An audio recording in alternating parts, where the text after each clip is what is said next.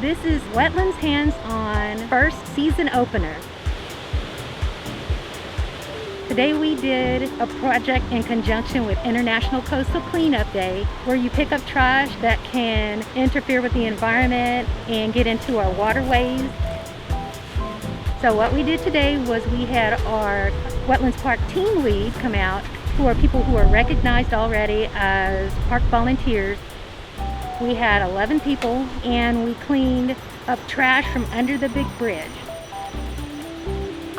One of the things that we concentrated on were things that once they get in the water, they can travel downstream and clog waterways.